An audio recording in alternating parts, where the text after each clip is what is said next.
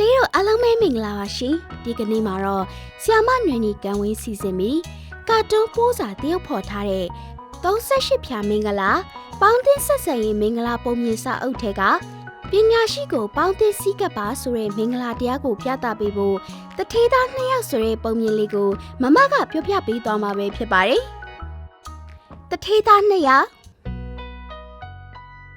ဟိုးရှိရှိတုန်းကရွာတရွာမှာချမ်းသာကြွယ်ဝတဲ့တထေးကြီးတစ်ယောက်ရှိတယ်။တထေးကြီးမှာသားလေး2ယောက်လည်းရှိတယ်။တထေးသားလေးတွေပညာမစုံခင်မှာပဲတထေးကြီးမှာယောဂဆိုးတစ်ခုခံစားလာရတယ်။တထေးကြီးဟာသူမရှိတဲ့အခါအမွေတွေကိုအညီအမျှခွဲဝေယူကြဖို့နဲ့ငွေတွေကိုတေချာစီမံခန့်ခွဲနိုင်ဖို့တိုင်ပင်ဆွေးနွေးစရာဆရာတယောက်စီရှာကြဖို့သား2ယောက်ကိုမှာခဲ့တယ်။တထေးကြီးတည်သွားတဲ့အခါတထေးသား2ယောက်လည်းဖခင်တထေးကြီးမှာခဲ့တဲ့အတိုင်းပစ္စည်းဥစ္စာတွေနဲ့လေယာမြေတွေကိုအညီအမျှခွဲဝေယူကြတာပေါ့။ပြီးတော့သူတို့ဟာတိုင်ပင်ဆွေးနွေးစရာဆရာတယောက်စီလိုက်ရှာဖွေခဲ့ကြတယ်။အကိုကြီးဖြစ်တဲ့သူက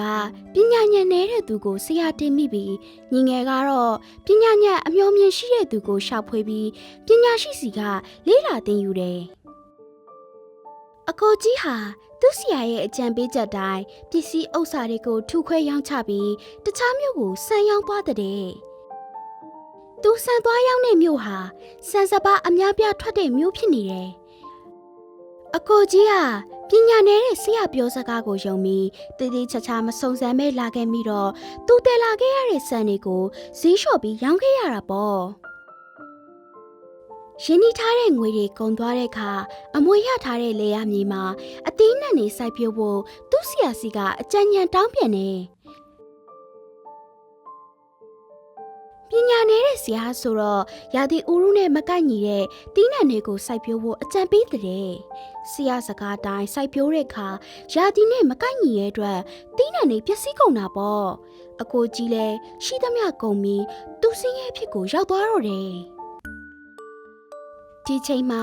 ညီငယ်ကတော့ပညာရှိဆရာရဲ့အကြံပေးချက်တိုင်းပစ္စည်းဥစ္စာတွေကိုထုခွဲရောင်းချက